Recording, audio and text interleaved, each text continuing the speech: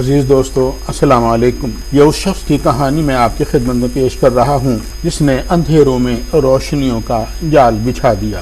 یہ آسٹریا کا ایک چھوٹا سا گاؤں تھا جس کا نام سمیلجن تھا۔ آج کل آسٹریا کو کروشیا بھی کہا جاتا ہے۔ سمیلجن گاؤں شہر سے دور افتادہ علاقہ تھا جہاں پر ابھی تک شہر کی مکمل سہولیات بھی نہیں پہنچی تھیں۔ 10 جولائی 1856 عیسوی کی ایک رات تھی۔ یہ رات بہت اندھیری رات تھی اور چاند کا کہیں بھی پتہ نہ تھا۔ اس رات کو قیامت کی رات اس لیے بھی کہا جاتا ہے کہ اس رات سمیلجن کے افق پر کالی گھٹائیں چھائی ہوئی تھیں۔ آندھی اس قدر شدید تھی کہ قریب کی کان پڑی آواز بھی سنائی نہیں دیتی تھی۔ بادل اس قدر گہرے اور شدت کے ساتھ گرج اور چمک رہے تھے کہ خوف سے انسانوں کے دل دہلے جاتے تھے۔ گاؤں میں مکمل اندھیرا چھایا ہوا تھا۔ گھبراہٹ نے سمیلجن کے رہنے والوں کے دلوں میں بسیرا کر رکھا تھا۔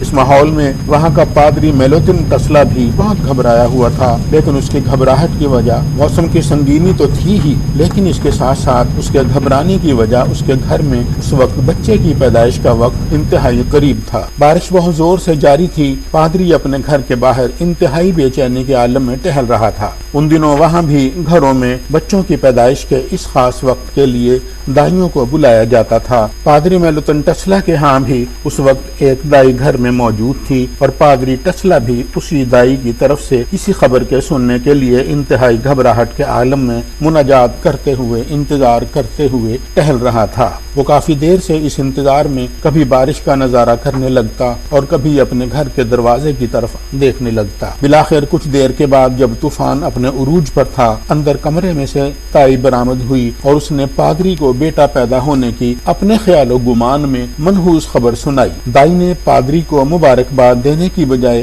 موسم کی مناسبت سے پادری کو کہا کہ اندھیروں میں گھری اس رات میں تمہارے ہاں ایک منحوس بچہ پیدا ہوا ہے۔ دائی نے مزید کہا کہ میں اس بچے کو اس دنیا کے لیے منحوس اور اندھیروں کا سبب قرار دیتے ہوئے اس کو اندھیروں کا بیٹا یعنی چائلڈ آف ڈارکنیس کہوں گی۔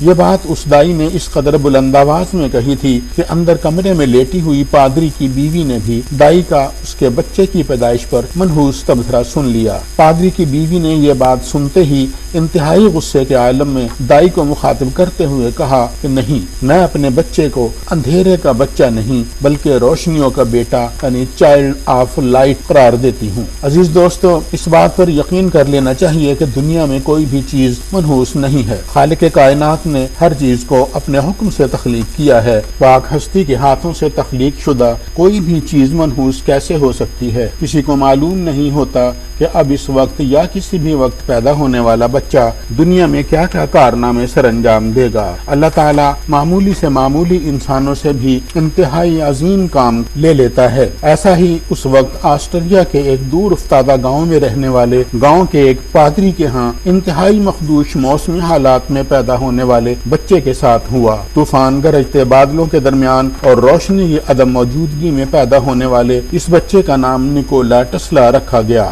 یہ وہی نکولا ٹسلا ہے جس نے زمین کو روشنیوں سے بھر دیا۔ نکولا ٹسلا نے برقی میدان میں نہایت ہی اہم تجربات کر کے روشنیوں کو انسانیت کے لیے انتہائی سہل اور آسان بنایا۔ اس کے علاوہ نکولا ٹسلا نے دنیا کو AC یعنی الٹرنیٹنگ کرنٹ سے روشناس کرایا۔ وہ آسٹرین امپائر میں پیدا ہوا اور وہیں پلا بڑھا۔ نکولا ٹسلا نے 1870 عیسوی میں انجینئرنگ اور فزکس کی تعلیم حاصل کی اور ان مضامین میں ڈگری حاصل کرنے کی بجائے 1880 عیسوی تک پریکٹیکل تجربہ حاصل کیا۔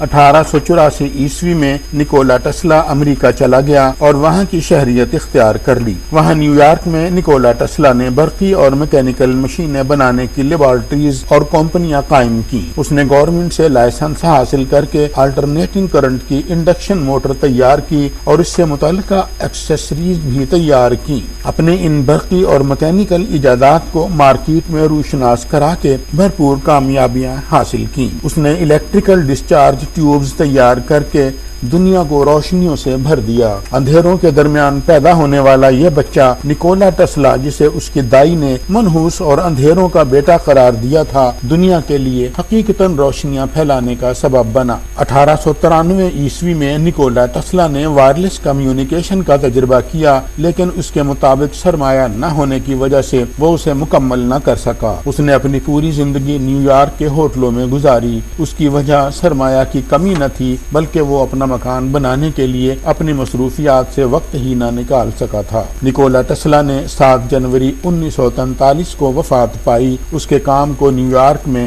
اس کی وفات کے بعد بھی 1960 تک جاری رکھا گیا۔ نکولا ٹسلا کی والدہ ڈوکا مینڈک کا عرصہ 1822 عیسوی سے 1892 عیسوی تک بنتا ہے۔ نکولا ٹسلا کے آباء و اجداد مونٹینیگرو کے قریب مغربی سربیا سے سمیلجن آئے تھے۔ نکولا ٹسلا اپنے 5 بھائیوں میں چوتھے نمبر پر تھا۔